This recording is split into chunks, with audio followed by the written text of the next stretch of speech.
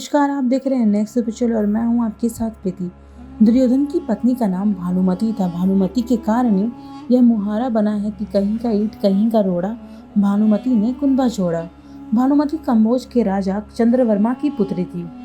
राजा ने उसके विवाह के लिए स्वयंवर रखा था।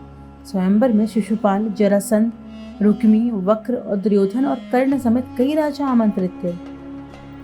मान्यता है कि जब भानुमति हाथ में माला लेकर अपनी दासियों और अंगरक्षकों के साथ दरबार में आई तो एक एक करके सभी राजाओं के पास से गुजरी। दुर्योधन चाहता था कि भानुमति माला उसे पहना दे, लेकिन ऐसा हुआ नहीं। दुर्योधन के सामने से भानुमति आगे बढ़ गई। तब दुर्योधन ने उसके साथ लाए माला को झपट के खुद ही अपने गले में डाल ली। जिसके बाद सभी राजाओं ने तलवारें निकाल ली। दुर्योधन ने सब योद्धाओं को कर्ण से युद्ध की चुनौती दी, जिसमें कर्ण ने सभी को परास्त कर विजय प्राप्त की। भानुमति को हस्तिनापुर ले आने के बाद दुर्योधन ने उसे ये कहकर सही ठहराया कि भीष्म पितामह ने भी अपने सौतेले भाइयों के लिए अंबा, अंबिका और अंबालिका का हरण करके ले आए थे। इसी तर्क से भानुमति भी मान गई और दोनों ने विवाह कर लिया। दोनों के दो संतान हुई। एक पुत्र लक्ष्मण था जिसे अभिमन्यु ने युद्ध में मार दिया था, और पुत्री लक्ष्मणा जिसका विवाह कृष्ण की जामवंती से जन्मे पुत्र सांब से हुआ था।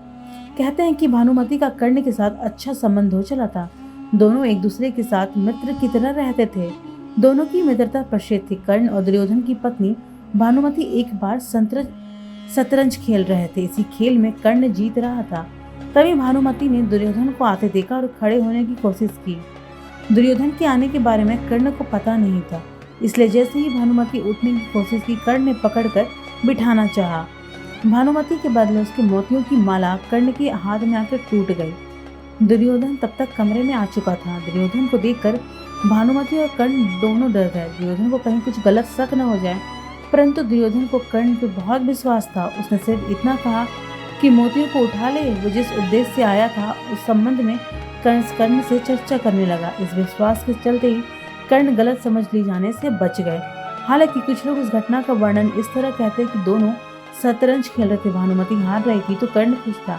इतने में दुर्योधन के आने की आहट हुई तो भानुमति सहसा ही खेल छोड़कर उठने लगी। कर्ण को लगा कि वो हार के डर से भाग रही है, इसलिए उसने उसका आंचल झपटा। अचानक की गई इस हरकत से भानुमति का आंचल फट गया। उसके सारे मोती भी वहीं बिखर गए। ऐसे ही समय में कर्ण को भी दुर्योधन आता दिखाई दिया। दोनों शर्म से मरे जा रहे थे और उन्हें डर सता रहा था कि दुर्योधन क्या समझेगा।